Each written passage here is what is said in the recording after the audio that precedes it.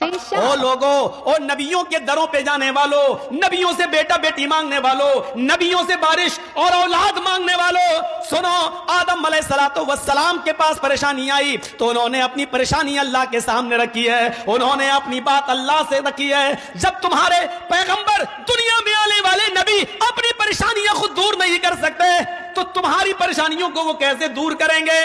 اللہ نے اگر قرآن میں نوح علیہ السلام کا نام لیا، اللہ تعالیٰ نے اگر قرآن میں نوح علیہ السلام کا نام لیا تو نوح علیہ السلام کا بیٹا کنعان جو انہی کی آنکھوں کے سامنے ڈوب کے مر جاتا ہے، زمین سے پانی آیا، آسمان سے بھی پانی آیا، وہ لڑکا پہاڑ پہ چڑھ گیا، نوح علیہ السلام نے فرمایا میرے بیٹے میری کشتی پہ سوار ہو جا، آج اللہ کا عذاب کسی کو نہیں چھوڑے گا، آ جا، میرے رب نے مجھے جو دین دیا ہے اس پر ایمان لیا، میری شرع میں آ جا، نیک لوگوں میں شامل ہو جا، اسلام کو ایکسپٹ کر لے۔ کہنے لگا میں پہاڑ کی اوپر چڑھ جاؤں گا، یہاں تک پانی نہیں آئے گا، نہیں، آج اللہ کا عذاب کسی کو نہیں چھوڑے گا، آج ہر نافرمان کو، ہر کافر و مشرک کو آج سزا ملے گی۔ وہ نہیں مانا، یہاں تک کہ وہ پانی پہاڑ تک پہنچا، غرق ہونے لگا، ڈبکیاں مارنے لگا، ان کا بیٹا ڈوبنے لگا۔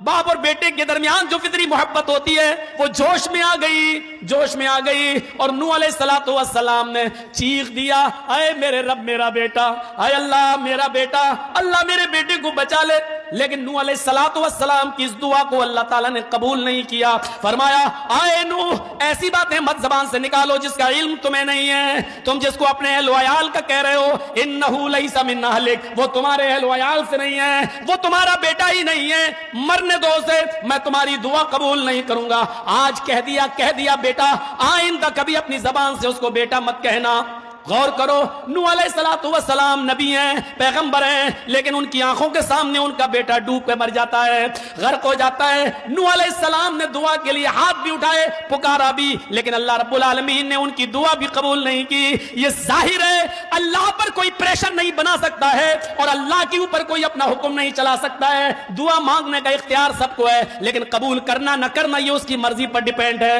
وہ چاہے تو ایک مجبور اور ایک مزدور کی دعا سن لے، وہ چاہے تو غار میں پھنسے ہوئے 3 لوگوں کی دعاؤں کو سن لے، اور وہ چاہے تو نوح علیہ السلام کی دعا کو بھی ریجیکٹ کر دے، اس کے اوپر کوئی پریشر نہیں بنا سکتا ہے، اس کے اوپر کوئی دباؤ نہیں بنا سکتا ہے، وہ ہر چیز پر قادر ہے۔ میرے پیارے ساتھیو، نوح علیہ السلام اپنی آنکھوں کے سامنے اپنے بیٹے کو ڈوبتا ہوا دیکھتے رہے اور نہیں بچا پائے۔